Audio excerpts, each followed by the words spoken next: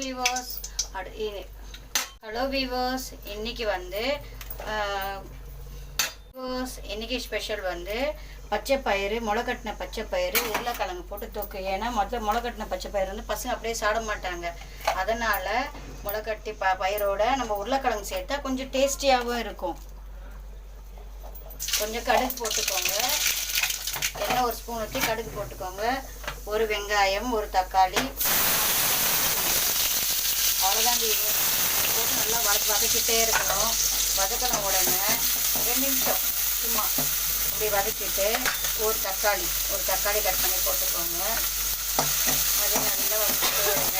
வதக்கின உடனே இந்த முளைக்கட்டின பயிர் இருக்குது பாருங்கள், 2 நாளாக முளைக்கட்டி வச்சுருக்கேன் பாருங்கள். உடம்புக்கும் ரொம்ப நல்லது, எல்லோரும் சாப்பிடலாம். குழந்தைங்க பெரியவங்க சாப்பிட்லாம்.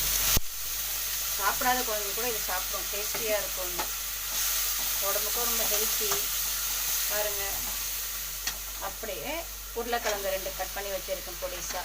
அந்த 2 உருளைக்கிழங்கு போட்டு நான் ரொம்ப நேரம் கூட வேக வேண்டிய அவசியம் கிடையாது. சும்மா கொஞ்சம் மிளகாத்தூள், ஏன்னா நிறைய காரம் சாப்பிட மாட்டாங்க பசங்க, அதனால் கொஞ்சம் மிளகாத்தூள், சும்மா ஒரு 1/2 ஸ்பூனு வீட்டு மிளகாத்தூள், ஒரு 1/2 ஸ்பூன் உப்பு, அவ்வளோதான் வீவர்ஸ். இது அப்படியே எடுத்து குழந்தைங்களுக்கு கொடுக்கலாம். ஒரு 10 நிமிஷம் குக் பண்ணிவிட்டு, ஏன்னா ரொம்ப ஏன்னா இது வந்து முளைக்கட்டின பயிர் இருந்ததுன்னா மேஷ் ஆகிடும் அப்படியே. ஓகேவா? இது பாருங்கள் வீவர்ஸ், முளைக்கட்டின பச்சை பயிரும் உருளைக்கிழங்கு தொக்கும் ரெடி. செம்மையாக இருக்குல்ல? குழந்தைங்களுக்கு கொடுங்க, உடம்புக்கு ரொம்ப நல்லது. அடுத்தது அரிசி வத்தல் இன்றைக்கி ஸ்பெஷல். ஓகே வீவர்ஸ், லைக் பண்ணுங்கள், ஷேர் பண்ணுங்கள், சப்ஸ்கிரைப் பண்ணுங்கள். பாய்.